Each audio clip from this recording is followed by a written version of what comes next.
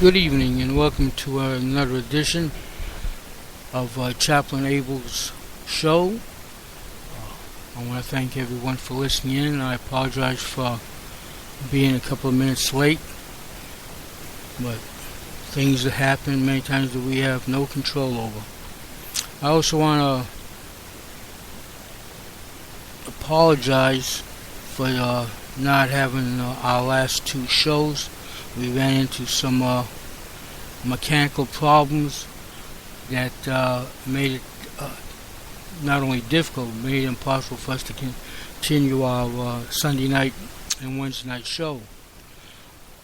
The one on Wednesday night was the one on Thanksgiving, and even though Thanksgiving is past, I think it's still appropriate to have a message pertaining to Thanksgiving.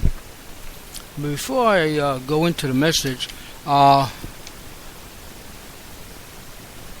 like to read you some that was sent to me from the Franklin Center for Government and Public Integrity, entitled Remembering the Meaning of Thanksgiving.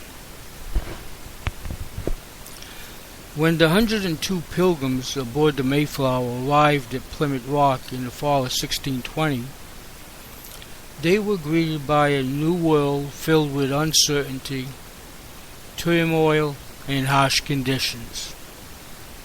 Only half of the original settlers survived the first year, but despite the hardships faced, the pilgrims still made it a point to spend time at the end of their first harvest with family and their community to feast and be thankful. In 1785, Benjamin Franklin, our organizational namesake,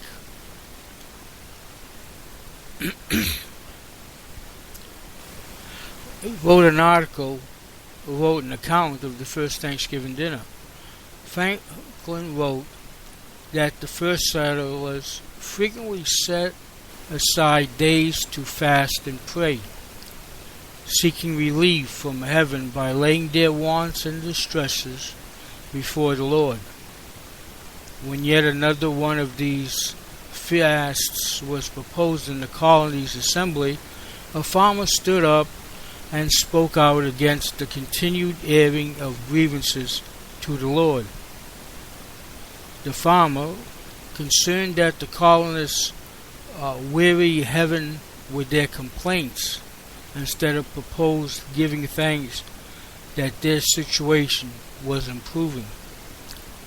As the farmer put it, their seas and rivers were full of fish, the air sweet, the climate healthy, and above all, they were in the full enjoyment of liberty, civil and religious. According to Franklin, the farmer's advice was taken, and the first Thanksgiving was observed in the fall of 1621. The entire Pilgrim colony and some 90 Native Americans gathered for 3 days of feasts and entertainment, demonstrating that Thanksgiving has been a truly communal affair since the very beginning. This Thanksgiving Day, as you deal with increased security at airports and rhetoric from presidential candidates, it may be easy to focus on all that is wrong with our society. But we must remember the true purpose of Thanksgiving. The holiday is about putting in the time to connect with family, friends, community, and to let the people that matter in your life know how grateful we are to have them. All too often, we take the people we care about most and the freedoms we have for granted. So as you sit on your couch stuffed watching football this Thanksgiving, remember all those who have supported you and have helped you along the way in this chaotic world. if the pilgrims were able to find something to be thankful for as winter approached in the fall of 1621, we should all, as Americans, be able to find plenty to be thankful for as well. This Thanksgiving Day, be thankful for the freedom we have to feast, watch football, and gather with family. But most importantly, let the people you truly care about know how important they are to you. I thought that was a very sentimental and well-meaning as far as family and friends, because that's what Thanksgiving is about.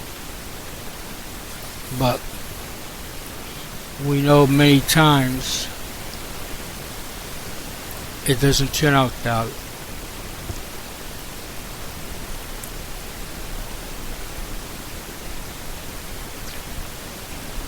So my message this evening is going to be entitled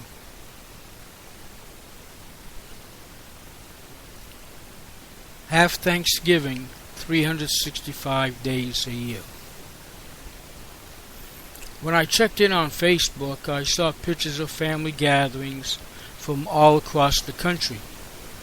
There were good wishes, expressions of thanksgiving to God, and pictures of tables laden with food.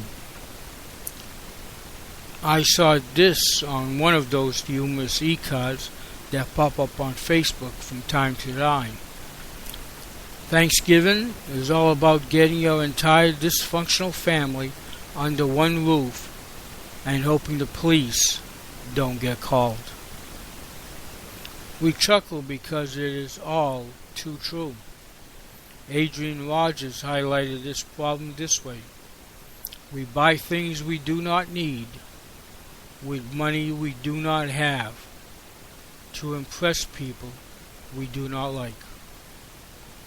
We might call this the other side of Thanksgiving. Not every family gathering is a happy time. As I thought about it, I pondered the words of Proverbs 15:15. I love the last phrase, the cheerful heart as a continual feast. The entire Proverbs 15:15 reads, all of the days of the oppressed and wretched, but the cheerful heart as a continual feast. People with a cheerful heart have Thanksgiving 365 days a year. What is the secret? In Proverbs chapter 15 verses 16 and 17, Solomon reveals two qualities that produce the cheerful heart that enjoys a continual feast. These attitudes of the heart are within the reach of all of us because they do not depend on income, position, reputation, education, the size of our bank account, or any sort of worldly attainment. The least among us may have a continual feast wherever we go if we take these two verses to heart. 1. Fill your heart with faith. Better a little with the fear of the Lord than great wealth with turmoil. If you check out the first word, better, some things are better than others. Solomon, who was the richest man in the world, does not mean to exalt poverty as if it is to be preferred to wealth. Most poor people would like to be wealthy if given the chance, and many of them work long hours to try and get ahead. So this is not a proverb in praise of living on the edge of financial disaster.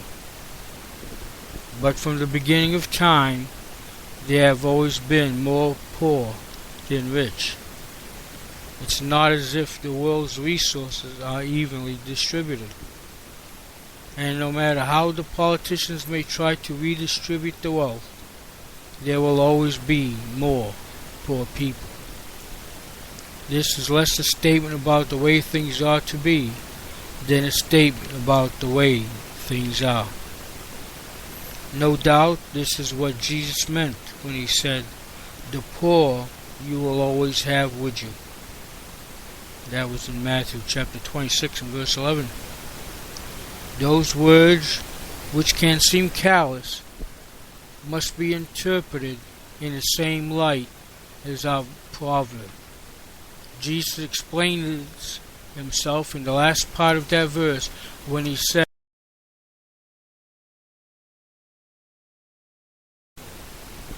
"Some things matter more than other things." If Jesus is among you, spend time with him while you can. Then go and feed the poor.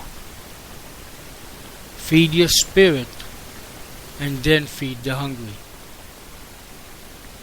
The words of Solomon remind us that one whose wealth is no pinnacle.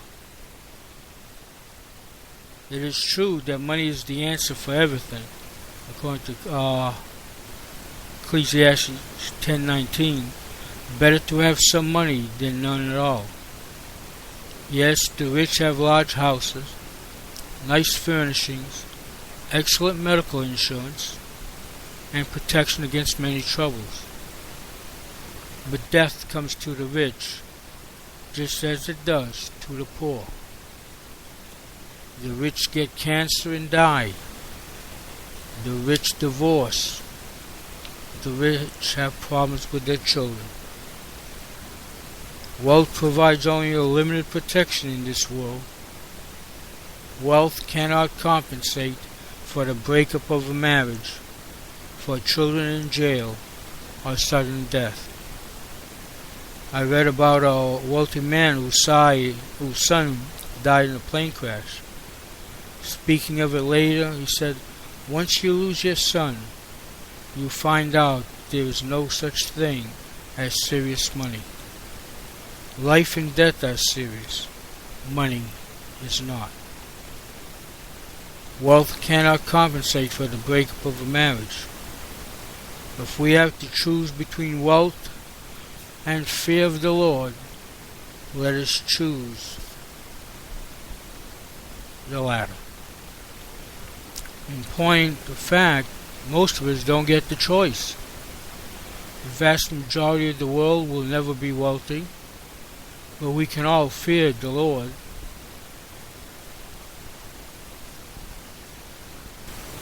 Wealth is a relative term. There is another way to look at it. Wealth, by definition, is a relative term.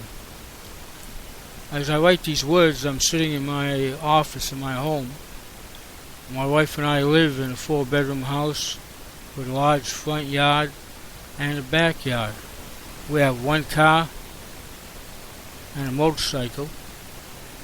I can hear music playing in the living room as Lucy prepares a meal in the kitchen. We have 3 TVs, I was just thinking, which, we only use 1 or 2 at a time. Have 2 laptops, 2 cell phones, a tablet, and a Kindle Fire.